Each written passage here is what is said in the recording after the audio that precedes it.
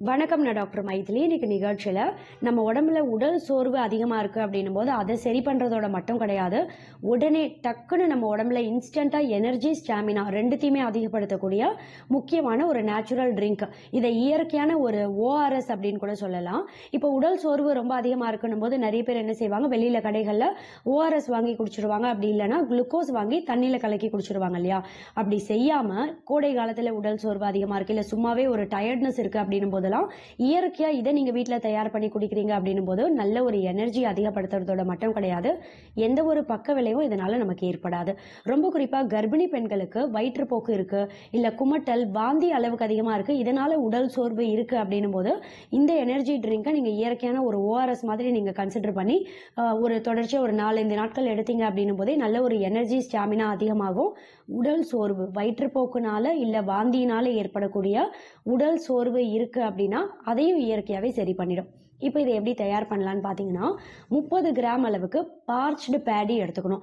பார்ச்டு பேடி அப்படின்றது பார்க்கறதுக்கு பொரி மாதிரி இருக்கும். பொரி அப்படின்றது ஆங்கிலத்தில் பஃப்டு ரைஸ் அப்படின்னு சொல்லுவாங்க இல்லையா? இது பார்ச்டு பேடி அப்படின்றது பார்க்க கிட்டத்தட்ட பொரி மாதிரி இருக்கும். இப்போ தீபாவளி லக்ஷ்மி பூஜை பண்ணுவாங்க இல்லையா? அந்த நேரத்தில் இந்த பொரியை வந்து பயன்படுத்துவாங்க அந்த பூஜைக்கு. அதுதான் பார்ச்டு பேடி அப்படின்னு சொல்லுவாங்க. இதை 30 கிராம் அளவு நீங்கள் வாங்கி வைத்துக்கோங்க. இதை என்ன செய்யணும், 30 கிராம் நீங்கள் எடுக்கிறீங்க அப்படின்னும் போது கூடவே 400 மில்லி தண்ணி சேர்த்து நல்லா கொதிக்க வைக்கணும்.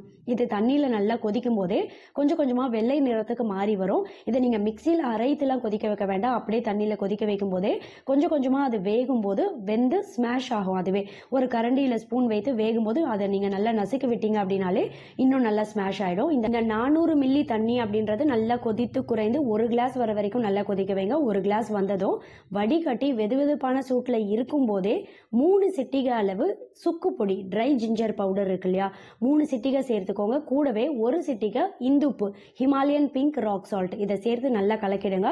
இதை வெதுவெதுப்பான சூட்டில் இருக்கும்போது குடிச்சிடணும். இதை காலை நேரத்தில் முடிஞ்சா குடிச்சிடுங்க. இல்லை ரொம்ப டயர்டாக இருக்கு, வயிற்றுப்போக்கு, வாந்தியினால ரொம்ப உடல் சோர்வு அதிகமாக இருக்கு அப்படின்றவங்க நீங்கள் ஈவினிங் டைம் இல்லை நைட் டைமில் தேவைப்படுது அப்படின்னா நீங்கள் 1 கிளாஸ் குடிச்சிக்கலாம். மற்றபடி காலையில் டைமில் குடிக்கும்போது இதோட பெனிஃபிட் அதிகமாக இருக்கும். இந்த லாஜா மண்டை அப்படின்னு ஆயுர்வேதத்தில் சொல்லியிருக்கக்கூடிய இதில் பார்த்தீங்கன்னா இது சீரியல் பேஸ்டு ஒரு ட்ரிங்க் அப்படின்றதால குளுக்கோஸ் எல்லாத்த விடவும் இன்ஸ்டண்ட்டாக உங்களுக்கு நல்ல ஒரு எனர்ஜி கிடைக்கும், எந்த ஒரு பக்க விளைவும் இல்லாமல்.